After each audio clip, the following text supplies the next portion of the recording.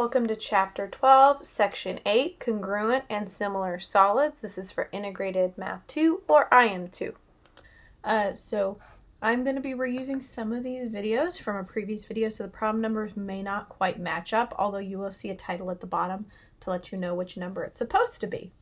It's just kind of a time saver there. Alright, so just to get started here on the front screen, the first thing you should see is your due date. I don't see that on my teacher preview, but you will see it on your student screen.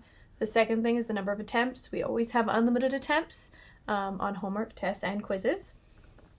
Number of questions just tells you how many are on this particular assignment. Grading policy is always best score, so whichever attempt is the best one is one you get to keep. And partial credit is enabled, so if you answer one of two questions correctly, you get credit for the one question, or however many you answered correctly. This also, if I understand correctly, goes into parts of a question too. If there's more than one answer within the question, there's partial on there too. Down here it says, please remember, once you start your homework, you must finish it before you can work on anything else. And what that means is once I click start, down here in the bottom right corner, there's going to be a submit assignment button. This is how we finish an assignment. So what that means on the last screen is you can't work on anything because Alex is going to lock all of your other assignments and even the resources until you click the submit assignment button. What it's trying to do is leave this attempt open for you and not close it. If you say close this screen and you're not done yet, or you close your computer, it's trying to leave the attempt open for you. So just make sure that when you want to leave this screen, whether or not you finished, you click submit assignment so that Alex doesn't lock out all of your other assignments and resources. That's one huge reason to click that button. Another big one is that it actually affects the gradebook when you click that button, so that your teacher can see what you've been working on, and hopefully it will improve your grade there. Alright, on the side we always have three resources. We have explanation. Explanation tells us that we're going to lose our current question attempt because it's going to give us the answer to this exact problem. So it's not going to give you the answers unless you come type them in. Example will give you something very similar to what it is we're looking at and kind of walk you through the idea here. Make sure you read through background information, especially if you see this section. If you don't see the background information, it's kind of introducing something brand new. That's the idea. So you can scroll through. Once you're happy with that example, you can close it. You can open another example so that you can see another one worked through if you need to. You can also message your teacher directly from the screen so we know where to come help you, because it attaches a picture of this problem on the email. So it's a good way to get specific help on a problem. All right, let's go ahead and get started. Okay, so for the last couple sections, or the whole last chapter, we've been learning about volumes of different types of three-dimensional figures. So now we're going to kind of compare and see what similar versus congruent solids look like. So just thinking about those words, if I have a congruent solid, congruent means the same size and shape, so they'd be exactly the same length, width, height, if I'm thinking of this kind of prism idea. But if they're similar, it means that they're the same shape, but they can be different sizes. So you can have one large box and one small box, or one large pyramid and one small pyramid, as long as they're similar, meaning that the sides are proportional. So that's what we're going to start checking. We're going to see if the sides are actually proportional to each other. Just like we would with a two-dimensional object, when we checked that, we're doing the same thing. We're just going to check to see. We want to check that the length, width, and heights of these objects are all the same proportion or scale factor. They have the same multiplier there. So when we're looking at these ones, for each pair of solids, determine whether they are similar. If they are, give the scale factor of solid 1 to solid 2. Make sure you're doing it in this order. So solid 1 to solid 2. So you want to make sure that the scale factor is in this order, or it's going to mark you wrong. Even if you have the right numbers but flipped over, it'll mark you wrong if it's not in the correct order. So with this one, we want to go through and we want to do length, width, and height for each one. So I'm going to do the length of the small one. So I'm always going to go small, because that's the first figure for this pyramid. That's why I'm doing small to large. So if I do length, which I'm just calling the front side length, so that's 6 to 15 because it's 6 to 15. And then the width would be 2 to 5. And then the height would be 8 to 20. Now we want to make sure we reduce these because these aren't comparable quite yet. This guy is reduced. So let's see, this one I can divide both by 3. So I'd end up with 2. 6 divided by 3 is 2. 15 divided by 3 is 5. That one matches.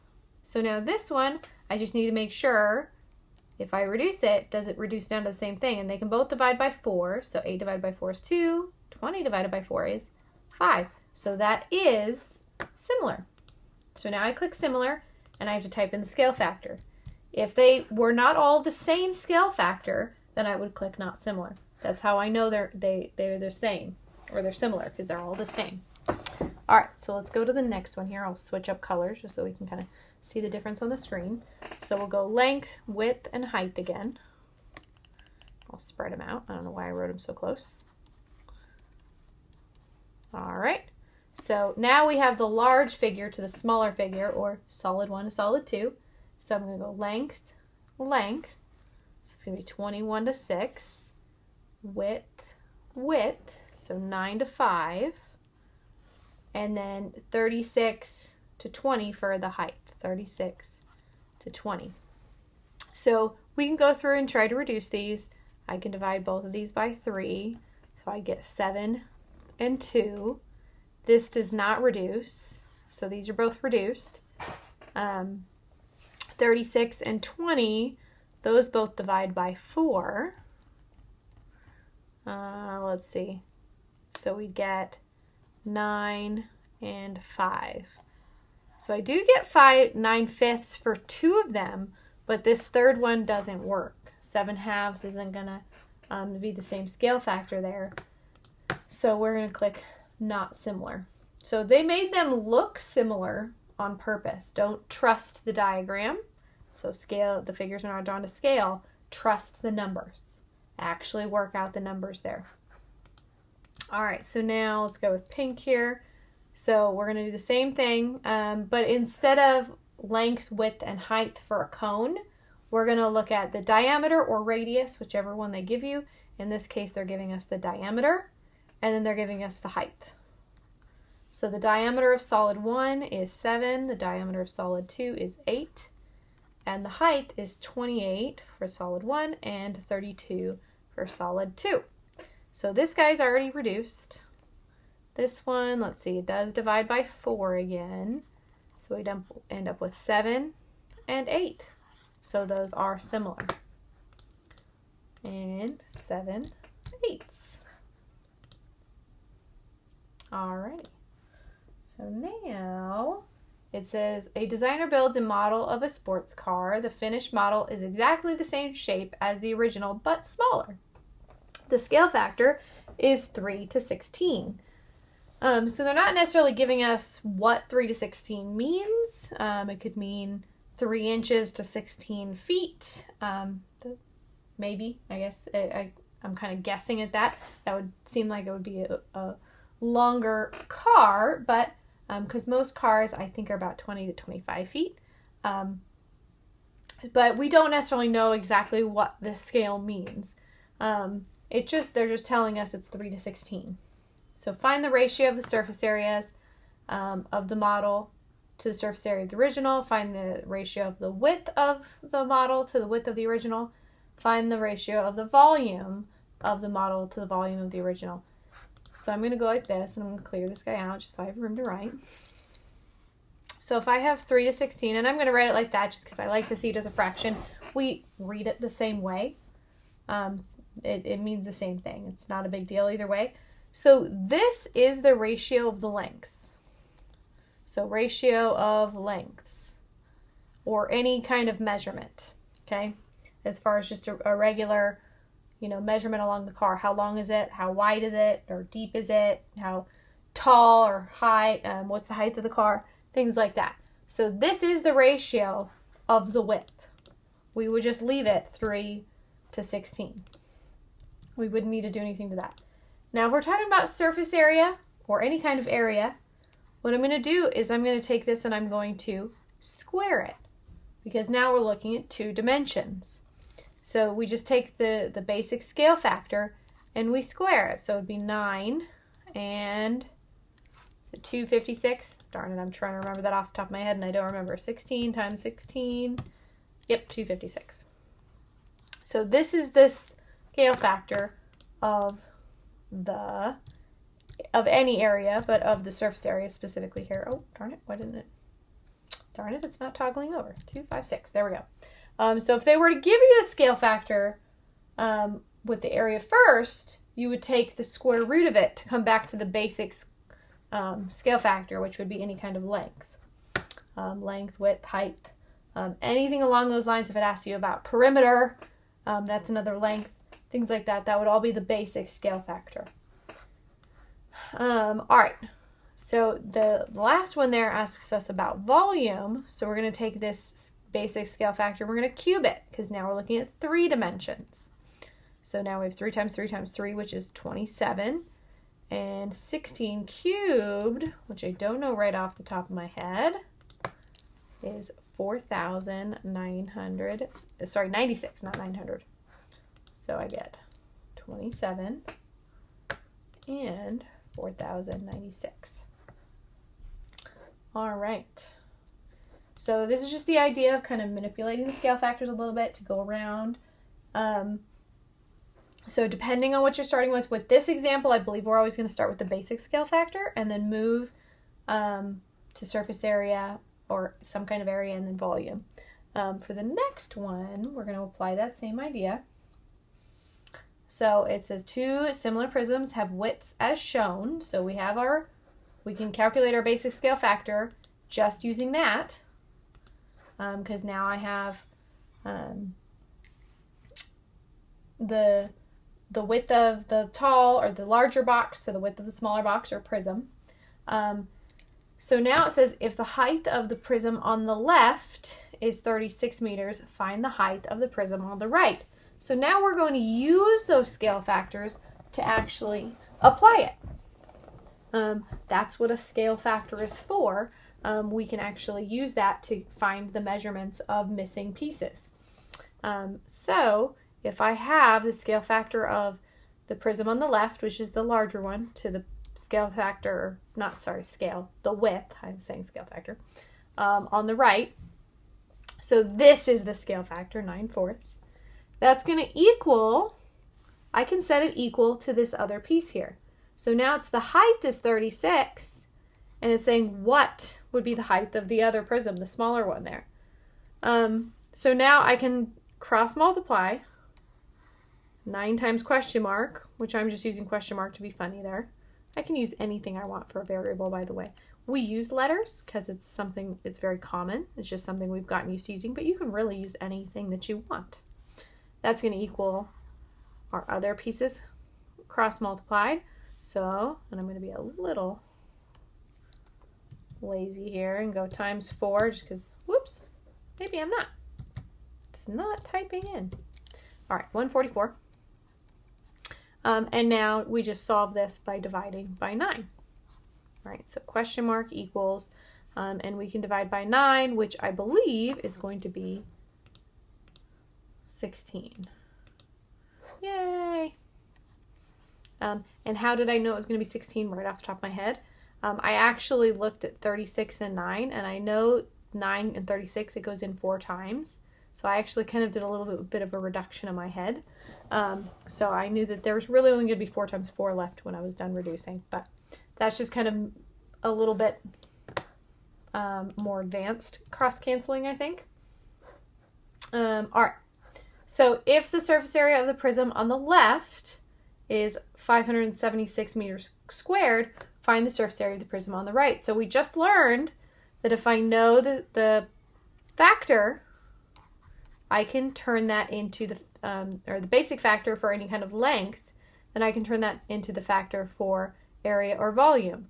So remember, I have to square these. So it's going to be 81 over 16. Now I can use this in a proportion for surface area. So the surface area on the left is 567. And what is the surface area on the right? So we're going to do the same thing. We're going to cross multiply. We're going to have 81 question mark equals times 16. It's going to be, 9,072. And then we're going to divide both sides by 81. So question mark, the surface area of the prism on the right is going to be 112 meters squared. Okay. And the last one, it says if the volume of the prism on the left is 2,916 meters cubed, find the volume on the right. So same thing. We have to go back to our original scale factor, and now we're going to cube it for volume. So now we're going to go 9 cubed, so 729 over 4 cubed, which I believe is 64. 4 times 4 is 16, times 4 again is 64. Now we can write a proportion using left and right. So left, we keep putting left on the top, and then right on the bottom. And I chose that this was going to be the top of my proportion and this was going to be the bottom of my proportion. You could have actually switched it around. You could have had the smaller one on the top and the larger one on the bottom. That's perfectly fine. You just need to make sure that once you make your decision here, it's the same throughout the problem, or at least that proportion. So if I have the larger prism on top for the first ratio, I need to have the larger prism on top for the second one. But I could have flipped it around on the second problem, the second proportion I wrote here, and it wouldn't have changed the problem at all, because when I cross multiply, it's actually not going to make a difference as long as I have them in the correct place. Meaning both the left pieces are on the top, both the right pieces are on the bottom, or vice versa. Both the right pieces are on the top, both the left pieces are on the bottom. So I know that was a little bit more talking through it than I mean to, but you can kind of flip-flop those around a little bit. So 729 times question mark, and then we're going to have 64 times 2,916. So we're definitely getting a little bit bigger there. So we have 186,624. We're going to divide that by 729. So question mark is going to equal 256 meters cubed. All right. So we're going to do one more of these guys. So they really do like to end these with a board problem, mainly because it's an application of what we're doing. So it kind of gives us a story. So an art collector buys a replica of a famous sculpture. The replica has exactly the same shape as the original, but is smaller. The replica is 9 centimeters tall, and the original sculpture is 24 centimeters tall. If 189 centimeters cubed of bronze was needed to make the replica, how much bronze was needed to make the original sculpture? So this is a volume question. Very similar to what we were doing just a second ago. So I need the original scale factor of just a length, some kind of length. And tall, that's a height. So I can say the model to the original, like that. So I'm going to do model on the top, original on the bottom. So this is my scale factor. If I'm talking about volume, I need to cube it. I believe that was 729 when we just did it a second ago. Was 729 over 24 cubed. 13,824. So now I can set up a proportion and say it used 189 for the model, because model's on top. How much did it use for the actual? So let's go ahead and cross multiply. So we get 729 question mark equals, and it's 13,824 times 189. So 262.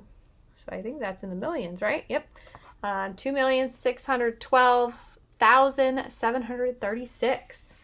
We're going to divide that by 729 on both sides. So question mark equals 3,584 centimeters cubed.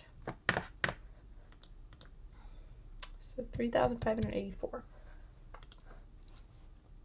All right, so that was section 8. I do believe that is the end of chapter 12. I will see you in chapter 13.